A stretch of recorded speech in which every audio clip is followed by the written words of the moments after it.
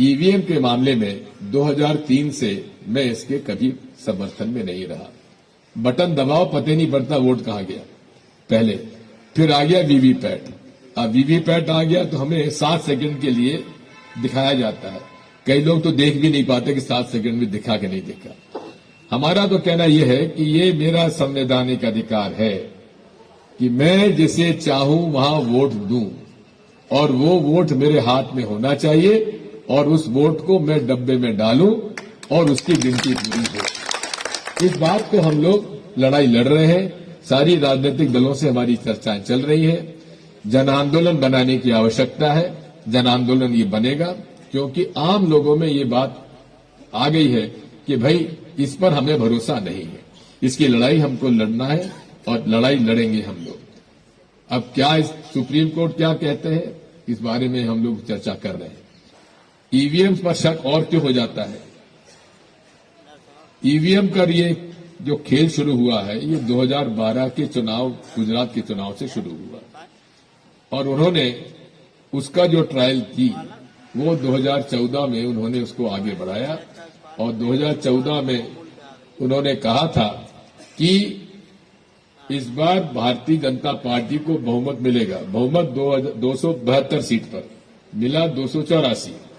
फिर 2019 में उन्होंने कहा 300 पार, उनको मिले 303, और अब कह रहे हैं 400 पार। बात यह है, इतनी मतलब सच्चाई से, करेक्ट, उससे कॉन्फिडेंस से, विश्वास से कौन ये कह सकता है जिसके पास मशीन हो, जिसके पास ईवीएम हो? मैं तो दूसरी बात कह रहा हूं कि कोई राजनेता ऐसे निर्णय ले ले जो निर्णय नरेंद्र मोदी ले रहे हैं, वो कभी ले नहीं सकते। वो केवल एक उनके पास हथियार है, वो इलेक्ट्रॉनिक वोटिंग मशीन है। और इलेक्ट्रॉनिक वोटिंग मशीन का इसमें सीधा सा है कि भाई वीवीपैट में हम बटन दबा रहे हैं, ये संदेश जा रहा है वीवीपैट के अंदर, हमें दिख रहा है, लेकिन जो दिख रहा है वो छप रहा है कि नहीं छप रहा है?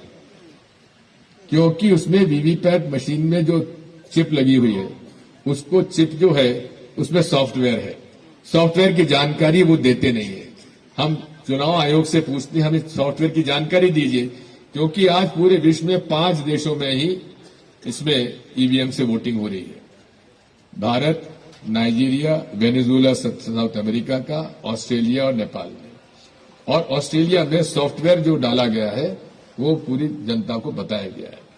मशीन में आप कंप्यूटर चलाते हैं, आप मोबाइल फोन आपके पास रहता है, इसमें मोबाइल में चिप रहे और जो मोबाइल की चिप में सॉफ्टवेयर डाला हुआ है, तो आप अंग्रेजी में लिखेंगे लेकिन छपेगा हिंदी में। तो आपका संदेश जा रहा है अंग्रेजी में लेकिन छप रहा है हिंदी में। इसका मतलब ये वो आपका आदेश नहीं मान रहा है, वो सॉफ्टवेयर का आदेश मानकर अंग्रेजी में टाइप करने पर हिंदी में छाप के आपको दे रहा है, या तेलुगु में जा रहा है, या उर्दू में दे रहा है। तो मशीन में अगर सॉफ्टवेयर डला है तो ऑपरेट करने वाले का हुक्म नहीं मानेगा, वो सॉफ्टवेयर जो डला है, जो सोर्स कोड डला है, उसका आदेश मानेगा। इसी तरह से हम जब वीवीपैट मशीन में बटन दबाते हैं तो दिखता हमें वो है जो बटन हमारे बैलेट यूनिट में है, लेकिन वो फिर संदेश जाता है माइक्रोचिप में, जो अपना माइक्रो प्रोसेसर है, और वो संदेश ही जाता है प्रिंटर पे, और वो संदेश जाता है कंट्रोल यूनिट में। इसका मतलब ये है कि आपके संदेश का बटन जो दब रहा है, वो वोटर का जो संदेश है वो संदेश नहीं मान रहा है, वो वीवीपैट में जो सॉफ्टवेयर डला है उसका संदेश मान रहा है। अगर आपको इतनी ईमानदारी है तो आपको माननीय चुनाव आयोग को जो कनेक्शन लगाना था बैलेट यूनिट का, सीधा कंट्रोल यूनिट में लगाना चाहिए था, और कंट्रोल यूनिट से लगाना चाहिए था वीवीपैट मशीन में, ताकि उसमें वीवीपैट के अंदर वो संदेश नहीं आता जो सॉफ्टवेयर का संदेश था। डायरेक्टली बैलेट यूनिट का जाना चाहिए था कंट्रोल यूनिट में, ताकि उसमें पता पड़ जाए किसका वोट कहां गया है, और उसका संदेश फिर इसमें आता। तो ये सारी चीजें हैं जिस पर हम लोग चर्चा कर रहे हैं। इस बारे में इंटरवीनर भी हमारा तैयार हो गया है, और हमारी केवल मांग ये है, जर्मनी के अंदर भी इसी बात पे हुआ था। एक व्यक्ति ने वो एक वोटर ने जाके जर्मनी में के सुप्रीम कोर्ट में ये आवेदन दिया कि आप, ये मेरा अधिकार है, संवैधानिक अधिकार है कि मैं जिसे वोट दूं वहां वोट जाना चाहिए और उसकी गिनती होना चाहिए।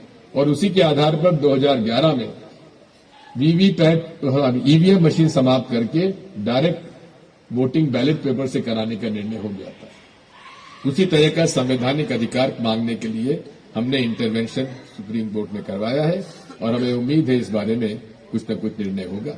लेकिन लड़ाई हमारी रहेगी, चाहे वीवीपैट मशीन का हो, ईवीएम हो, चाहे बिना उसके भी हो, हम लोग लड़ाई लड़ेंगे, क्योंकि लड़ाई लोकतंत्र बचाने के लिए है, संविधान बचाने के लिए है। क्योंकि ये पूरे देश में इस तरह का माहौल खड़ा कर रहे हैं, हवा बनाते हैं कि हवा बन जाएगी तो पता पड़ जाएगा, जैसे लाडली बहना की हवा बन गई कि साहब लाडली बहना से असर पूरा हो गया। लाडली बहना का असर था, लेकिन इतना असर नहीं था कि जिसकी वजह से उनको हमसे 9% ज्यादा वोट मिल जाए। इसलिए साथियों, हमें लड़ाई तो लड़ना है, क्योंकि इस देश में वही विचारधारा काम करेगी जो महात्मा गांधी की विचारधारा थी। महात्मा गांधी से बड़ा कोई धार्मिक हो सकता है, जो गोली खाने के बाद भी इसके आखिरी शब्द जुबान से निकले, हे राम। ऐसे व्यक्ति के हम लोग विचारधारा के लोग हैं, और वो लोग वो विचारधारा के हैं जिसने नफरत के आधार पर जिस गोडसे ने गोली चलाई थी, ये वो लोग हैं, उस विचारधारा के लोग हैं। उनके साथ कांग्रेस पार्टी तो कभी समझौता नहीं कर सकती, ना हम कर सकते, ना आप कर सकते और ना कभी करना चाहिए। बहुत बहुत धन्यवाद।